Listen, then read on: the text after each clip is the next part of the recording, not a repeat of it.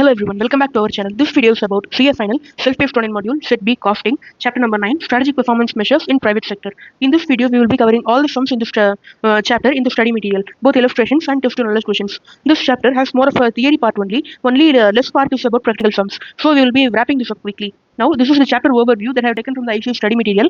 Here, as you can see, this is the financial part, this is the non-financial part, this is the social and environmental part. These two portions are theory part. I will cover it in the theory marathon. This part is the only one which is about the financial part. Now, we should be doing practical sums only based on these methods.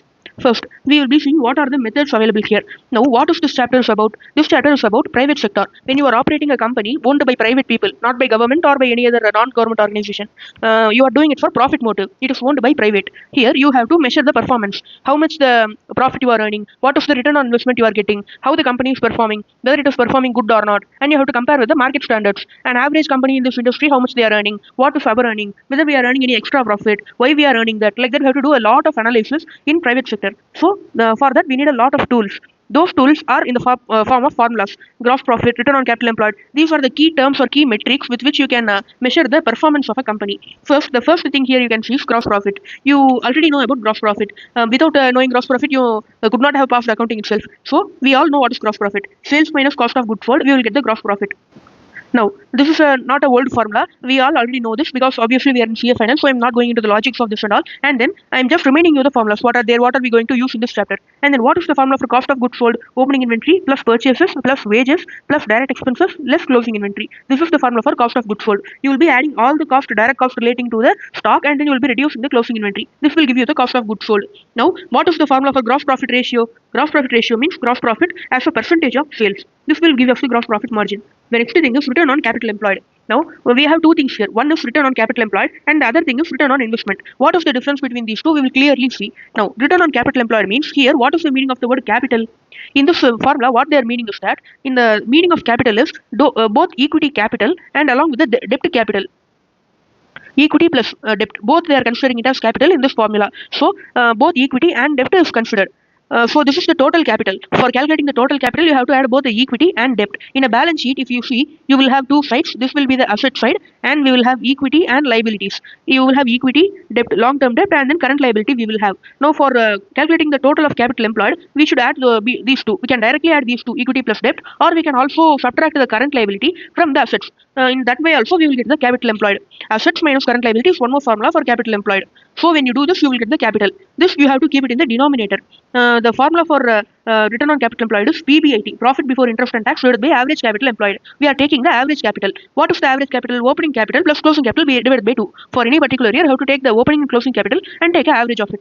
Now, what is PBIT? Profit before interest and tax. In the operating income statement or the normal income statement, you will see the columns. We will get revenue, cost of goods sold, operating expense, other operating expense, depreciation, everything where you will reduce it one by one from the sales revenue. And then in one stage, you will arrive at a figure called PBIT. This is the profit before interest and tax. After this stage only, you will reduce the interest and tax from the amount. So you have to take the value of PBIT. Why we are taking PBIT, not PBT or PAT? Why we are not taking these two is that here in the denominator we are keeping average capital employed. What is capital? Equity plus debt. So we have to keep the return for equity and debt in the numerator. What is the return for equity? The return for equity is dividend, and then the return for debt is interest. So we have to take the profit which is before payment of dividend and before payment of interest. So when you see PBIT, you can see that it is before payment of interest, and then before tax. After paying tax only, you will pay the dividend, both for preference share and equity share. For now, you need not confuse with preference share and all. So just to be dividend and interest, we should not be paid. That stage of profit should be taken in the numerator. So PBIT is the suitable one. Now, the next thing is return on investment. What is return on investment? This we will be calculating for particular division. In company itself, they will have different divisions. They will have division A, division B, division C. Each division will be operating for a different product line or for a different geographical region. For example, one division will be operating in North India, another division will be operating in South India. Like that, we will have divisions. So, these divisions, we have to calculate the return on investment. For every 1 rupee or for every 100 rupees I am investing in that division, how much return I am getting? That we have to find out. This line is very, very important. For every 100 rupees I am investing in that division, how much return I am getting? So we have to find out the return on investment. So investment should be in the denominator. Return should be in the numerator. Now, investment should be the denominator. What is investment? Divisional assets or total assets employed. For that division, how much money you have invested, how much money you have spent, and bought assets and employed in that division. How much assets is there in that division? That is the investment you have done in the division, which is the denominator. Divisional profit. For that particular division, how much profit you earned, how much profit was earned, was given to you by that particular division. That should be in the numerator. Divisional profit divided by the assets employed. This will also be given as the controllable profit in a particular division. For separate strategic business units, separate divisions, this will be calculated. Total assets employed will be the available investment. Here, what is the problem is that there will be lack of goal congruence. What is goal congruence? I will explain later. Now we can clearly see the difference between capital employed and return on investment. Capital employed is based on the distinction of equity and debt. Both the capital you are taking the denominator and the profit before paying the return for these two things you are taking in the numerator. Here we have the distinction between equity and debt. Because of the distinction only we are taking PBIT and then we are taking the average capital employed.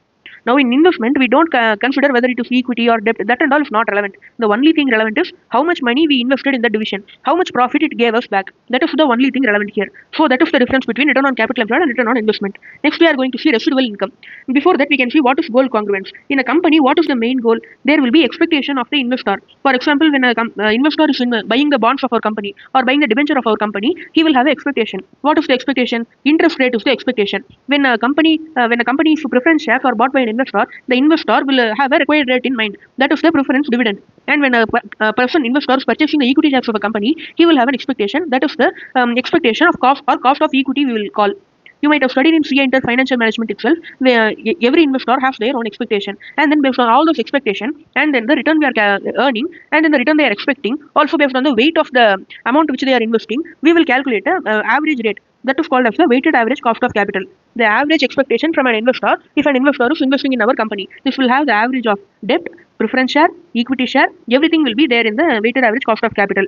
Now that is the thing we have to see here. When the company will always, when selecting a project, it will always ensure that it will minimum earn the weighted average cost of capital, minimum return which should be earned by the company. Over and above, however, how much they earned above this rate, it was very, very profitable for the company. But the minimum return the company should achieve is weighted average cost of capital, because that is the return expected by the investors. You are using the money of the investors only in the business, so you have to maintain their expectation to a minimum level. You have to at least fulfill their expectation. In that manner only you have to choose the project in which the company is working.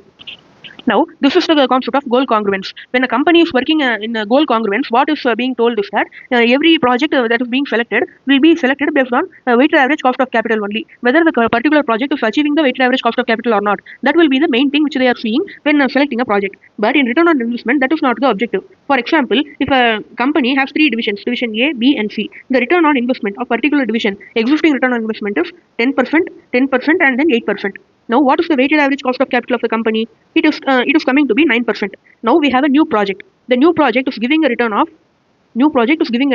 7%. Now, as a whole, when you see the company should select the project whether if it is giving the return of more than 9%, because that is the weighted average cost of capital. If the project is giving less than 9% return, we should not select the project. Now, based on this, if you see, this is less than the weighted average cost of capital, and then nobody will choose this if they are working as per the goal congruence. And then individually, if you see also, each division has a rate of return more than 7. So they will not choose the new project with 7 rate of return, because if they choose the 7 rate of return project, this will reduce their average rate of return. Existing, they have 10% rate of return. But if they choose this project and invest amount in it, the overall average return on investment of the division A will get reduced. So nobody will choose the investment with return which is less than their existing return. Now we can take another project. In another project, the rate of return is 8.5%. Here, now the division A and division B will not accept this, because the new project rate of return is less than the existing rate of return earned by the division A and B. It will dilute the overall rate of return, so they will not accept this project. But division C will be eager to accept the project. Existing rate of return is 8%. If they accept this 8.5%, on an average, the ROI of division C will be higher. It will be increased. So division C will be ready to accept the 8.5% new project. But when you see in the as an overall picture, the division should not accept this project because it is not achieving the minimum rate of return. So this is the problem of goal congruence. When you see only as per ROI perspective, the division will be accepting the project. But when you see for as a company as a whole, they should not accept it because it is less than the weighted average cost of capital. That problem is solved by residual income. This residual income is the concept which is solving that problem. It will decide based on the cost of capital or hurdle rate. Whether if a company is, for example, if the weighted average cost of capital is 10% and then the project is earning 10,000 rupees, and the project is earning 10,000 rupees on an investment of 1 lakh rupees. So when you see that the 10% goal is achieved, when you invest 1 lakh rupees, you should earn 10% as per the WACC. That 10% is achieved. Now the project will be selected. But if the WACC is 10% and then you are investing 2 lakh rupees in the business and then you are getting only 10,000 return. Now here it is giving only 5% return. It is less than the weighted average cost of capital. As per the weighted average cost of capital, the project should achieve a minimum return of 10% on 2 lakh. 20,000 should be the minimum profit achieved by that project. So, but the actual project profit is 10,000 only. So we should not accept that project. That is the concept. In this, we will accept the project only if the project earns profit that covers the cost of capital. The cost of capital should be covered by the project first. Then, higher the residual income, better it is for the company. The margin, if you have higher, it will be very good for the company. For example, you are investing 1 lakh rupees. 1 lakh rupees. The weighted average cost of capital is 10% and then the required amount is 10,000 rupees. It should earn minimum. But the actual profit the division is earning is 30,000. Now, this is achieving a minimum of 10,000 and also it is achieving extra 20,000. This is very good for the company. That is what they are saying. Higher the residual income, better it is for the company. This 30,000 is the actual profit earned by the company. Now, when you reduce the minimum profit that should be earned by the project, where you will get a margin of 20,000. This will be the extra amount that is being earned by the project above the minimum level. Now, if this is more, it will be good for the company. Extra profit you are earning for the company. For that, what you will be doing is that you will be reducing the cost of capital from the controllable profit or contribution. Same like that. The actual profit 30,000. The cost of capital requirement 10,000. That is the formula here. Now, earnings per share. We also know what is earnings per share. This will be the profit for equity shareholders divided by the number of shares. Profit attributable to equity shareholders. On PBIT, you will reduce the interest and then you will get PBT and then you will reduce the tax and then you will get PAT and then you will reduce the preference dividend. After that, you will get earnings available for equity shareholder. This will be the earnings which you have to use in the numerator. And then in the denominator, you have to use the weighted average number of shares. You all already know this formula because we have accounting standards and India is also on this concept. Now, economic value added. The next thing is economic value added. This you might have studied in CA Final Advanced Financial Management. The formula is NOPAT minus WACC into capital. What is NOPAT is that net operating profit after tax. The logic is that we have to earn a minimum of weighted average cost of capital on the amount invested in the company. Capital is here we are taking as the amount invested in the company. On amount invested in the company, what should be the minimum return that you should earn? You should earn a minimum of weighted average cost of capital. So when you multiply weighted average cost of capital, this will be the minimum amount that you have to earn. This should be the minimum profit that the company should earn. Now, what is net operating profit after tax? What is the return actually earned by the company? What is NOPAT is we will calculate it based on the formula. One thing you have to notice, here we are using the word capital, not investment. So in return on capital employed also, we used the word capital. What is capital as we already saw? Capital is equity plus debt. So here we have to take both equity and debt in the capital amount. So when you take equity and debt in the second term of the formula, here you have to include the return for both equity and debt. So you have to take PBIT. NOPAT we will be calculating from the PBIT only. PBIT is the base for calculating NOPAT. You have to include both the return for equity and the return for debt. That's why we are taking PBIT in the first term. NOPAT will be calculated in the following way: EBIT into 1 minus tax. Or you will also take PAT plus interest into 1 minus tax. That's the formula. Why EBIT into 1 minus tax? This NOPAT is the net operating profit after tax. When you take PBIT, it is the profit before interest and tax. This is before tax. What we want is after tax. So we have to reduce the tax.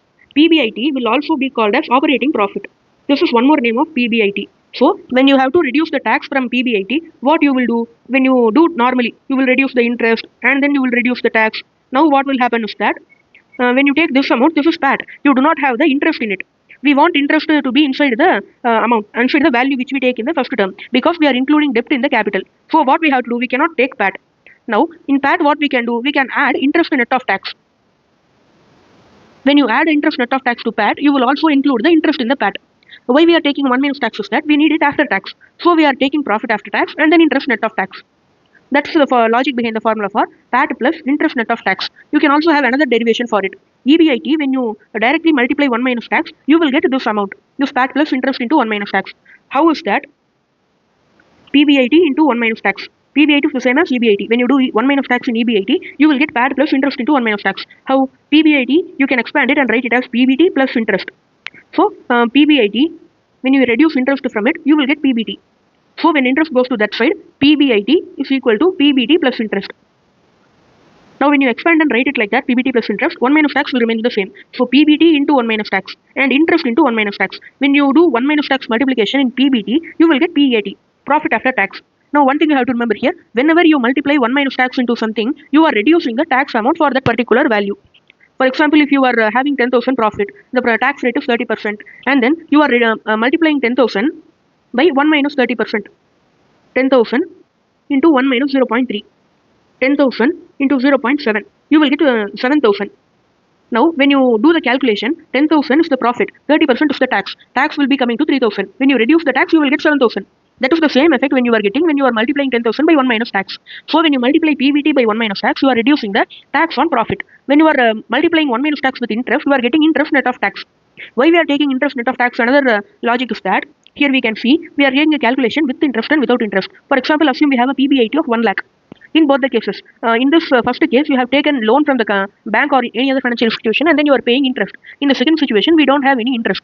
In the first situation, you will have a 20,000 interest. Here you won't have any interest. When you reduce it, you will get the profit before tax of 80,000. Here the profit before tax will be same 1 lakh, and then you will be reducing the tax. And when calculating the tax, you will calculate on PBT. So you will get 24,000 and 30,000 as per 30% tax rate. Now, after reducing the tax, you will get PAT, profit after tax, 56,000 and then the 70,000. Here, the profit is anyway it is low only when compared to the with interest option. But you are getting a savings in tax. When you are calculating the tax with interest, you are getting only 24,000. But when you don't have any interest, the tax is coming to 30,000. What is the difference? 6,000 is the savings in tax expense. You are saving money in tax due to the interest. This 6,000 you can calculate in another manner. You can calculate the tax percentage on interest amount. You will get 6,000 as the savings in interest. Now, what is the net interest expense? You incurred 20,000 for interest. Indirectly, it saved 6,000 for you. So, the net interest is 20,000 cost minus 6,000 savings. The net interest cost is 14,000. So, this is what it is happening. For calculating that, you can also have another formula. Interest into interest minus savings in tax. For interest, it will remain interest alone. For savings in tax, you can substitute interest into tax rate. When you take interest out in a common manner, you will get 1 minus tax as the second term. Now, when you do this, you will get the formula for net interest expense. That is why we are using interest and net of tax. You are using interest into 1 minus tax in the formula. I hope you all know this before itself. That's why I'm going a little fast here. And then this EBIT into 1 minus tax. This will contain the return for all the investor. Debt will contain the return because it contains the interest. Preference also will contain because tax also not tax is reduced, and then we don't reduce the preference dividend. Equity also will contain because we do not reduce the equity dividend from EBIT. It contains all the return but contains it post tax. Why we are doing post tax? Because we want net operating profit after tax. That is the logic of the formula. NOPAT minus WACC into capital employed. What is the minimum return we have to obtain on the capital employed? Capital means equity plus debt. We have to take the opening capital here. Not average, we have to take the opening capital. The assumption is that we are using the capital which is available at the beginning of the year and then using that capital to perform the operations, and that operations we are performing using that opening capital only. So we have to earn based on the opening capital only. That is the logic here. If you don't understand, that's not a problem. You can just remember that you have to take opening capital in economic value added. WACC into capital is the expected return of the investor. Now here we have some points that I have written in adjustment format itself. Here before calculating NOPAT directly, we have to make some adjustment. Directly you cannot do 1 minus tax on EBIT. In a question there might be some adjustments which you have to do. You have to take adjusted profit for NOPAT. Why we are doing this is that in economic value added, in that method itself we have some adjustment. Only the adjusted profit you have to calculate the NOPAT, and then you have to reduce the WACC into capital. What are the adjustment? You have to add up any advertisement expense, research expense, staff training, and accounting depreciation. The depreciation which is calculated as per the accounting records, that should be added back. And then we will again calculate some amount called as economic depreciation. We will calculate a depreciation specially for economic value added. That you should reduce from the profit. Non-cash expense are not relevant. You have to add it up. And tax accrued. Tax is, we have two types of tax. One is tax accrued. That is the tax which should have been paid. If you paid this tax accrued itself, you will have no tax liability in the balance sheet. But when you do not pay this tax accrued, you will have some extra amount in the balance sheet. Either you will pay more tax, which will be prepaid tax, or you will pay less tax, which will be in the form of tax liability. This will be shown in the provision for tax in the balance sheet. Now, you should add up the tax accrued and then you should use the tax actually paid. You will add the accounting depreciation, reduce the economic depreciation. Add up the tax accrued, reduce the tax actually paid. And then you have to also reduce the tax saving due to interest. Why we are reducing this tax saving due to interest? Why we are putting a minus symbol for tax saving due to interest? Here, if you can see, we are using the adjusted PBIT. In the PBIT itself, profit before interest and tax itself, we are doing all this adjustment and then using it. So, we are using adjusted PBIT and then you are multiplying it by 1 minus tax. Adjusted PBIT contains interest and then the adjusted profit before tax. So, adjusted PBT multiplied by 1 minus tax and then interest into 1 minus tax. Now, what is the meaning of adjusted PBT into 1 minus tax? Adjusted PBT minus tax paid. That is the effect which you are getting by multiplying 1 minus tax. As we already saw, when you multiply 1 minus tax, it will give the amount net of tax. It will reduce the tax paid. And then interest net of tax is giving interest minus tax savings on interest. As we already saw, interest less savings in tax. That is what it is giving. So if you want to remember, you can take PBIT, do some adjustments, and then you have to take the NOPAT. Before taking NOPAT, you have to make some adjustments, and then one of the important adjustments is that depreciation, accounting depreciation add up, and then you have to reduce the economic depreciation. You have to add the tax accrued, and then you have to reduce the tax actually paid. You have to also additionally reduce the tax saving due to interest. That's all about the formula part of this chapter. Now we can move to the sums. Now this is illustration number 1. All the sums in this chapter are very easy. You have revenue, cost of goods sold. You can automatically calculate the gross profit. When you divide by revenue, you will get the gross profit ratio. And then you have to also calculate the return on capital employed. What is capital employed? Assets minus current liabilities. You have the assets minus current liabilities here. This is the end of the year just concluded. This is the end of the previous year. So this is the end of previous year means opening. This is the closing. So by doing this, you will get reducing these two. You will get the opening capital and then the closing capital. When you take an average, you will get the average capital employed. The average capital employed goes in the denominator. In the numerator, what you will be keeping? You will be using profit before interest and tax in the return on capital employed formula. So PBIT you can find out by reducing these two expenses from the revenue. Only these two expenses are given, so we can assume that there are no other expenses. If you read this question, you will be understanding it very clearly. If you do not understand now, I'm going a little bit fast because this is all very basic formulas and basic sums only. So we found out the gross profit ratio, gross profit amount, and the return on capital employed 15% we found out. And then illustration number 2. Now they are asking an advice. This also you can read it by yourself. This is just a basic analysis only, not that much important. Just to try to read all the illustrations in this chapter after watching this video. Now return on investment, already we saw the concept. Now we can see the sum. This is an example. This is also very easy only. You can see this afterwards, or you can pause this video and then read it now. Now we can illustrate. You can see illustration number 3. The desired rate of return is 14%. The WACC, weighted average cost of capital, is the minimum return which you have to earn. It may also be given in some other format like desired return. This is the minimum desired return of the investor. Now we have the different operating income and operating assets for a different division. When you see division itself, you can understand that this is the sum of return on investment. Now this much is the additional amount you have for investing, and when you invest in a 3 division, what will be the expected ROI for the additional 8 lakh? That is given here. I already told an example that the division will not be accepting a project which is having less ROI than existing. It will be eager to accept a project which has higher ROI than the existing present ROI. That was the example which I gave. This sum is based on that example only. You can read this afterwards. It is very easy only. So just I will discuss it in a brief manner. Here, when you have 3 divisions and 3 operating assets and operating income, when you divide the operating income by the operating assets, you will get the return on investment. That is what they have found out for all the 3 divisions. This is the present return on investment. What is the expected return? 16, 12 and 15. Now, when you invest that extra 8 lakh in division L, you will get 16%. But presently, the division L is earning 18%. So it will not accept the new project. Now, when you invest additional 8 lakh as 12%, you will get 12%, and when you are investing division N. But in division N, the present ROI is 16.5%. So the division L also will not accept it. But the division G will be very eager to accept it. It is presently earning 13% for something only, but it will get extra 15% when the additional amount is invested. So division G will be very eager to accept the investment. Now next what they are asking, everything is remaining questions are easy only, so you can read by yourself. You can pause the video and see the answer, and here also I am showing the question. You can pause the video and see it. Now we can move to the next question.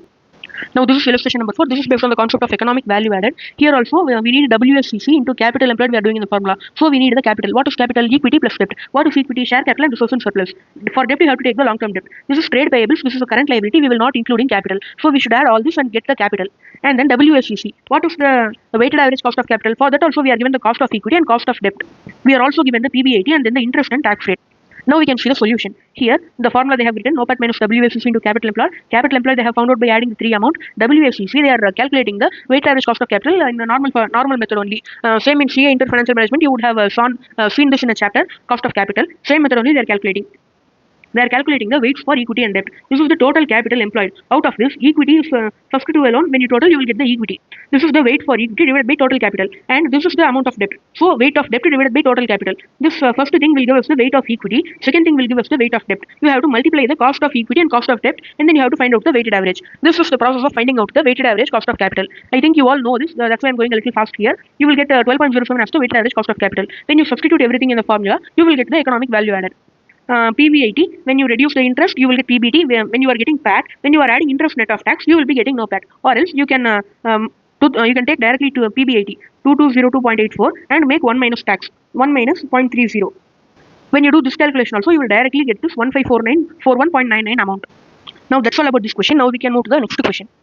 That's all about the illustrations in this chapter. Now we are going to see the test your knowledge questions. I think you will be feeling this chapter as a very easy chapter. It is actually a very easy chapter only. Just to read the illustrations and test your knowledge sums once again after seeing this video. This first sum is about the return on investment. Now we have a division and the operating results are given here. Sales, variable cost, contribution, fixed cost, net operating income, operating assets. When you see the operating income and operating assets, you can automatically divide these two and find out the present return on investment of the division. And then the company's overall return on investment was 18%, considering all the division. Division 2 has an opportunity to add a new product that would be requiring an investment of 30 lakhs. Other details of the new product are as follows. Now, when you have a new product, you have to calculate the return on investment of the new product. We have investment of the new product. The return we have to calculate. Sales, you have to reduce the variable cost. You will get the contribution, reduce the fixed cost, and then you will get the profit. This everything is given per annum. You have to calculate the profit also per annum.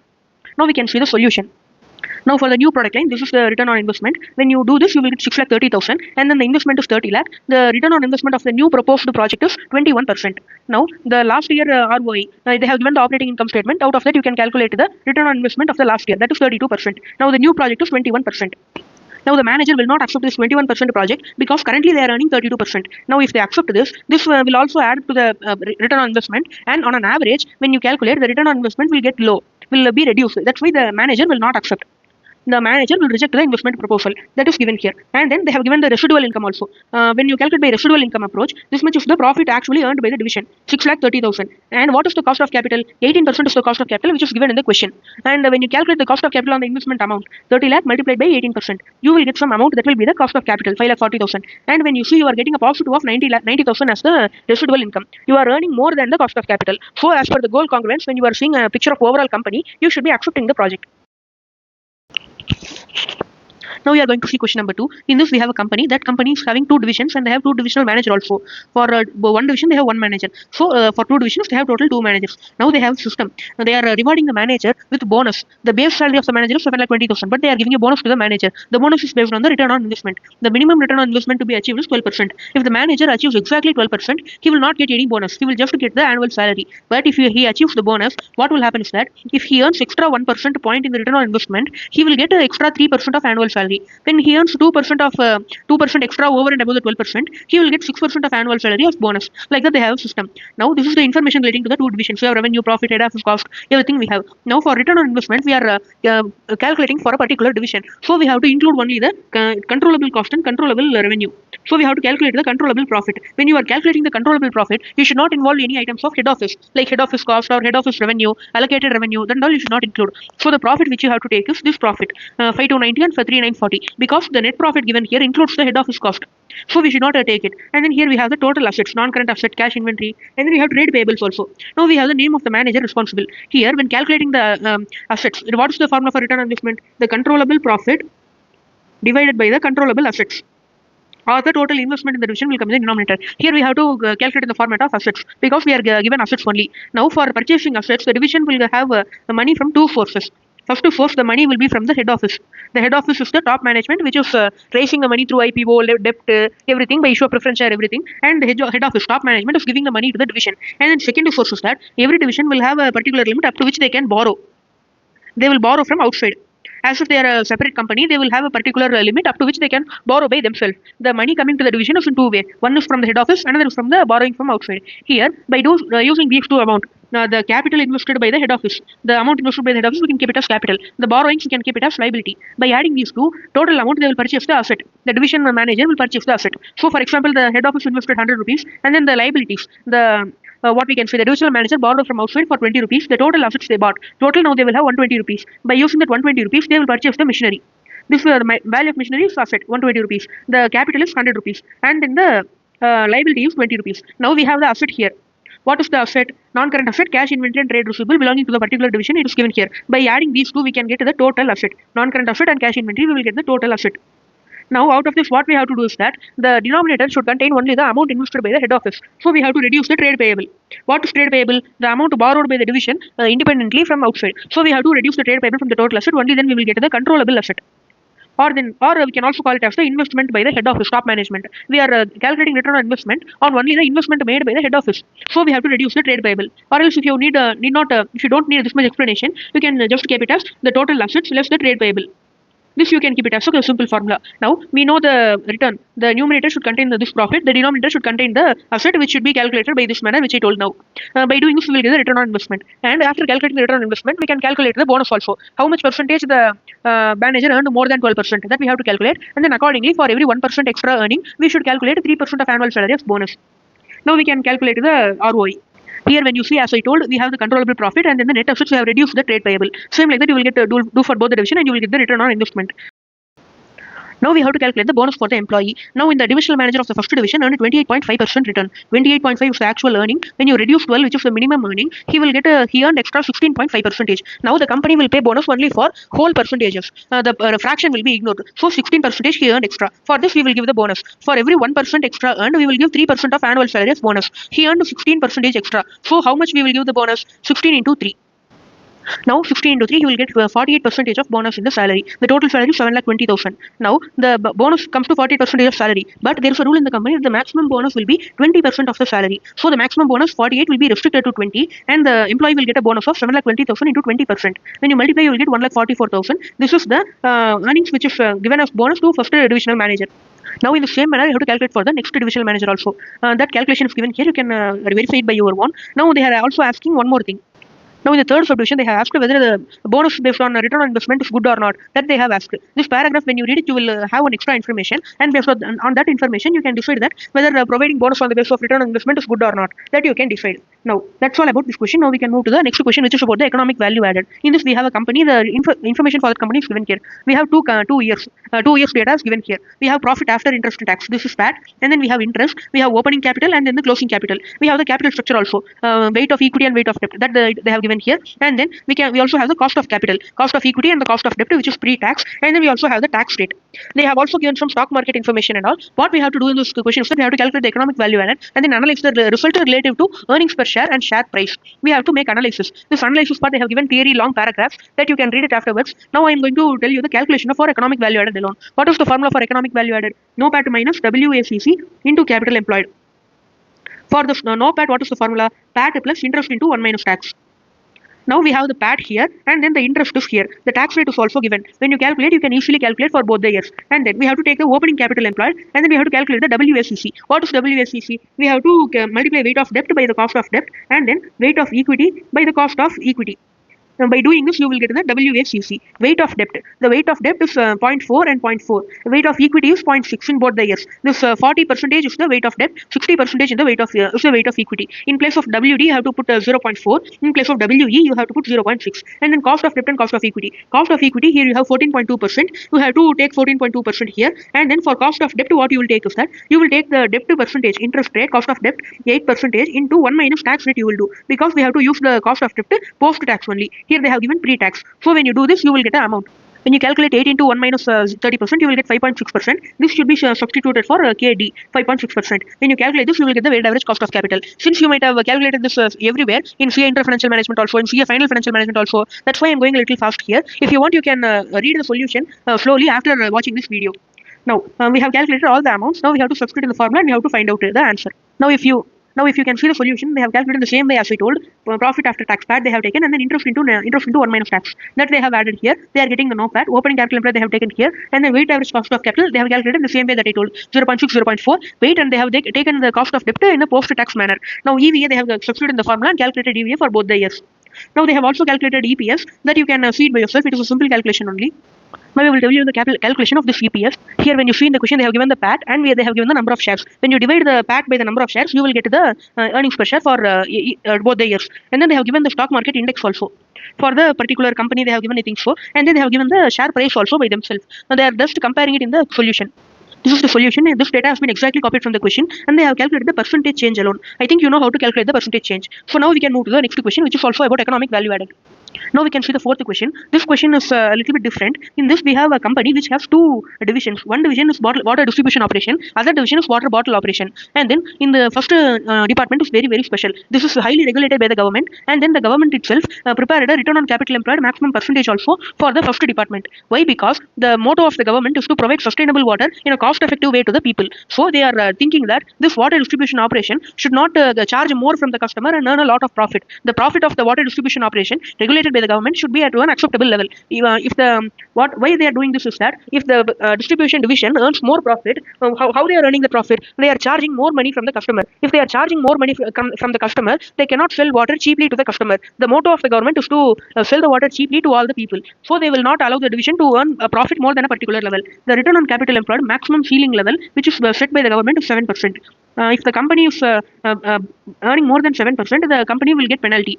Now, this water bottle operation is a very normal operation which is owned by the private companies only. So this is not a big problem. There is no maximum ceiling limit for the return on capital employed earned by the second division.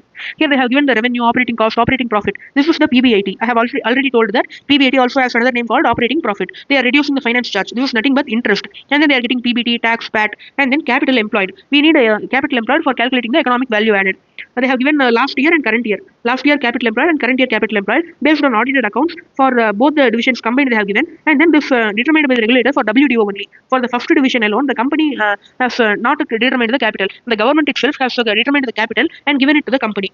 This is determined by the government for the first division alone. This 1558 and 1422. Now we can see the additional information. Here they have given that this operating cost, they have reduced the 460 and 119 in the name of operating cost. This operating cost includes this much depreciation, this much doubtful debt provision, this much research and development expenditure, this much non-cash items. For both the years, they have given the data. And then additional point also they have given. Economic depreciation they have given. As we already saw in the format, we have to add up the accounting depreciation and we have to reduce the economic depreciation. And then have given the current year tax paid and then the tax provision of 16.8. Here if you can see the total tax reduced in the income statement is 34.8. Here when you total these two, current tax paid and tax provision, 18 plus 16.8, you will get exactly 34.8. They have given the breakup of the 34.8 tax charged in the income statement. The 34.8 is not fully tax paid. Out of this, 18 is the tax paid. Remaining is the provision for tax. Now you should add this provision. We should not consider this 34.8. We should take only the tax paid 18 in the income statement which you are calculating. And in provision for doubtful debt was 9 crore in the 2023-24 balance sheet. What is the 2023-24 balance sheet? This is the latest year. We have 2 years, 22-23 and 23-24. This is the latest year, current year. And then in this year balance sheet, closing balance sheet, we have the provision for doubtful debts. In this balance sheet, we have the provision for doubtful debts to be 9 crore. When you see this 9 crore, how much they have created in the current year? Provision created in current year is 4. Total 9 crores in there in the balance sheet. 4 crores created in current year. So total 5 crore was accumulated in the opening balance sheet. This 5 crore was earned over the years. So it belongs to the capital. This is related to the capital that you have to keep in mind.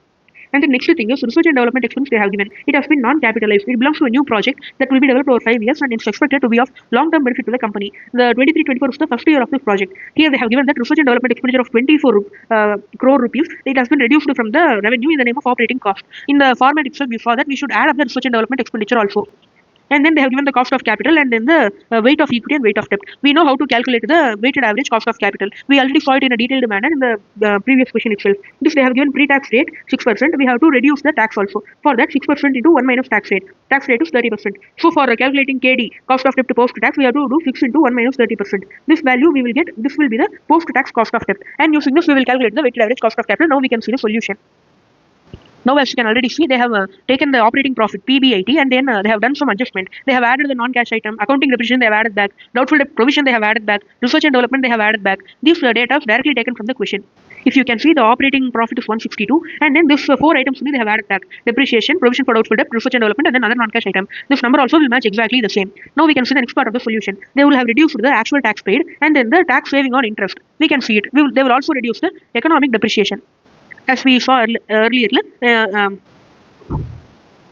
as we saw already, they have reduced the economic depreciation, tax paid, and then the tax saving on interest. By doing all this, they will get a NOPAT of 124.2. This economic depreciation, they have given the amount directly. Tax paid also, we saw 18 is the tax paid. Tax saving on interest, you can calculate easily. Finance charge of 46 and then 30% is the tax rate. You can multiply and find out the tax saving on interest. Now, when you see, we are calculating the capital employed also. This capital employed, we are taking from the question 1495. This capital employed 1495 they have given in the question for audited accounts for 22-23 they have given. The meaning is that 22-23 closing capital is this much. We have to take the opening capital of the current year for economic value added. So we are taking this 1495 itself. Now this 1495 is taken as the capital. We have to make some adjustment to this capital also because we saw that the provision for doubtful debt total 9 we have, 4 is created in the current year, 5 relates to the previous years and it is relating to the capital. So we are adding this 5 to the capital. Now, as you can see, we have added the provision for doubtful debt 5 rupees, which is relating to the previous years. And then other non-cash item also, 12 rupees, which has been incurred in the previous years, that has been added here. The 12 rupees other non-cash item came from here, 22 23, 12 rupees other non-cash item given. Now we can see the total capital employed.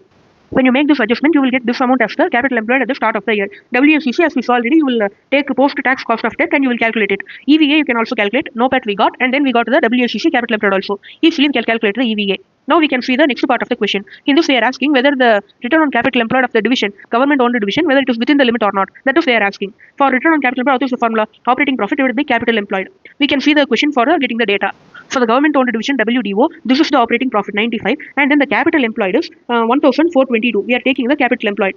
Here you may get a question for return on capital employed. They should use the average capital. Why they are using the opening capital? This is that also I also don't know, because this is a mistake by the ICA, I think so. But in the formula you have to use the average capital employed only in all the remaining sums. Here they have made a mistake, I think so. So here you have no other way. You have to follow this only.